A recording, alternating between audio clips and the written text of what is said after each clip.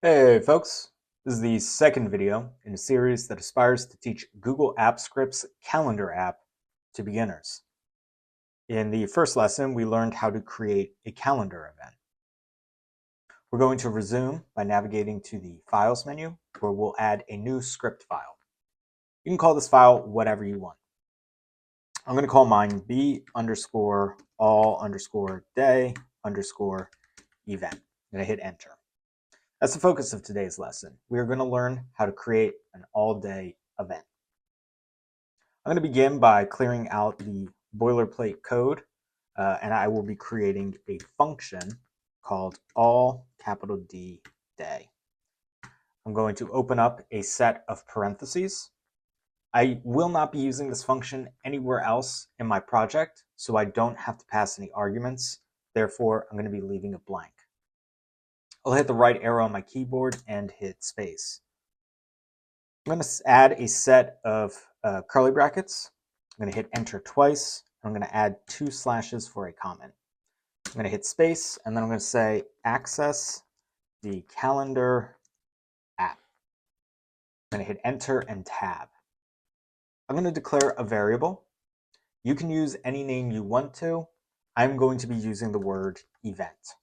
I'm going to set that word equal to C, calendar, A, app. I'm going to add a period. We're going to be creating an all-day event, so I am going to select create A, all, D, day, E, event. Create all-day event. I'm going to open up a set of parentheses, which will open up this prompt with some high-level documentation about what is required to use the create all-day event method. This method takes 3 arguments. 2 of them are mandatory and 2 of them are optional. The first mandatory argument is the title of the event, and that needs to be structured as a string. I'm going to hit enter, and I'm going to hit my escape key to remove the documentation. You can use single quotes or double quotes. As mentioned in the first lesson, you're going to want to pick quotation styles that align with the name of the event. So if you want to use special characters, double quotes might be best for you. Single quotes might be best for you. I elaborate on that in that video. For my purposes, I'm just going to use single quotes, and I'm going to call this new calendar event. I'm going to hit the right arrow on my keyboard and add a comma, which moves us to the second mandatory argument, which is the date when the event takes place. In the high-level documentation, there is an example here with an event called Apollo 11 landing, and the date field is entered as new date, and then it's passed as a string. So we are going to hit enter, and we are going to follow that documentation by typing the word new, D, date, and then we're going to open up a set of parentheses, which provides us with documentation about the date class or method. So this allows you to pass values in a couple different ways. You can use a string, a number, or a date. So if we scroll down a little bit, we'll get more documentation here that is very difficult to see. So I'm going to open that up again. So basically, you can enter date as the individual components. So in the documentation, we saw that they entered a date like this. So I want to create an event for May 28th, 2024, right? So I'm going to hit save. I'm going to go here. You can see I don't have any calendar events there. And I'm going to hit run. And that works. You can see that I now have a calendar event for Tuesday, May 28th, 2024. I'm going to delete that event.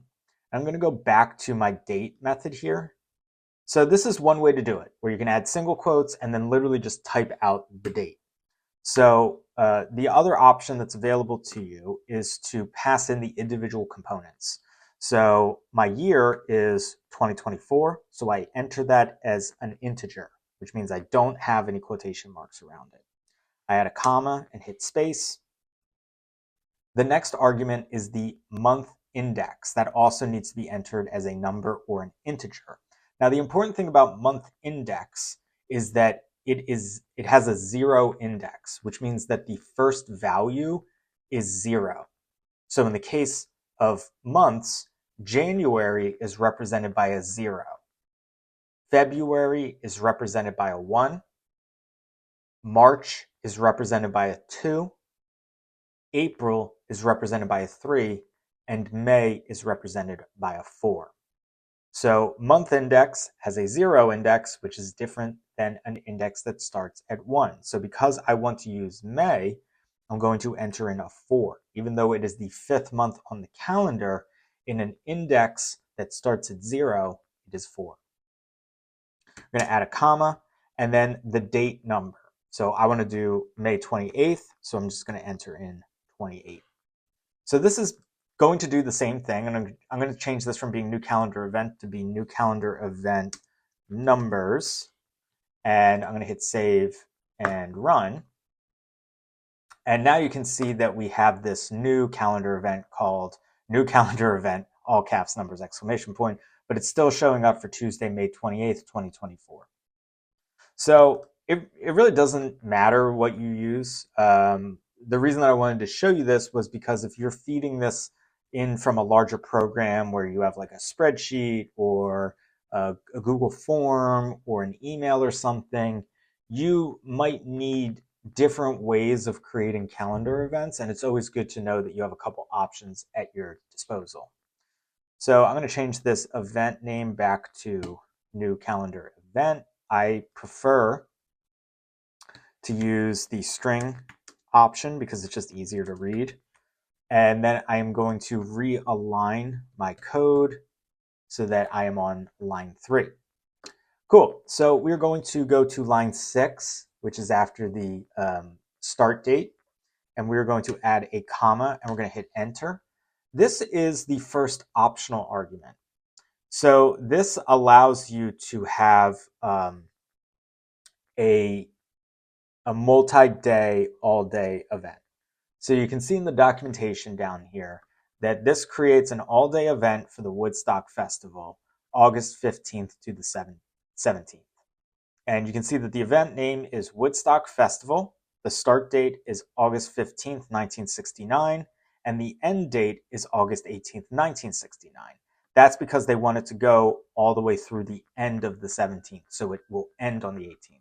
So with that in mind, let's do an all-day calendar event that starts on the 28th, goes through the 29th, and stops on the 30th. So it'll be an all-day event for Tuesday and Wednesday, and then Thursday, Friday, Saturday will be open.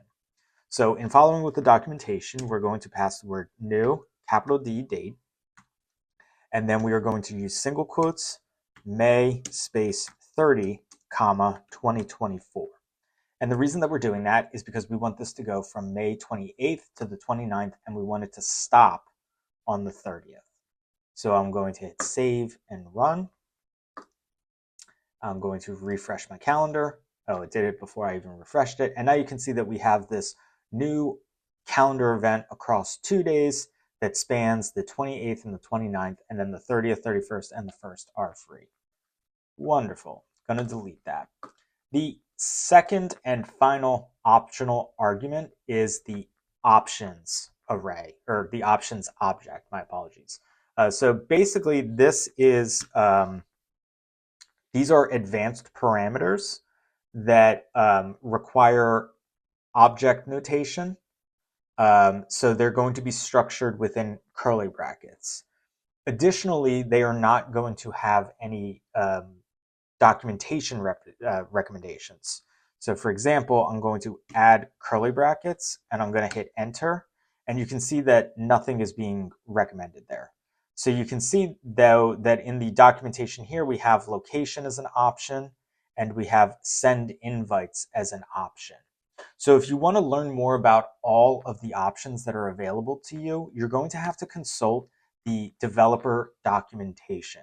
So the advanced parameters for calendar event, which is the same for all day event, is description, location, guess, and send invites.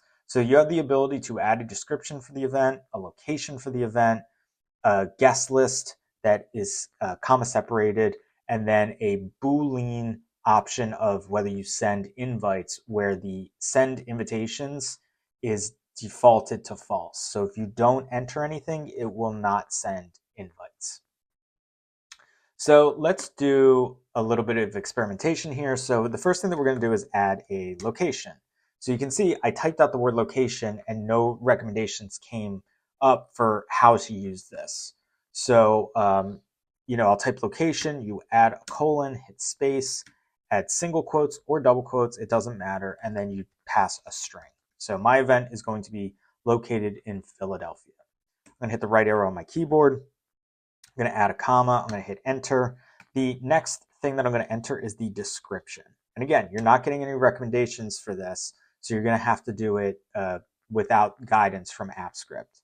So we'll add a colon after description. We'll use single quotes or double quotes, and we'll say this is a 2-day event located at CBP, which is the baseball stadium in Philadelphia.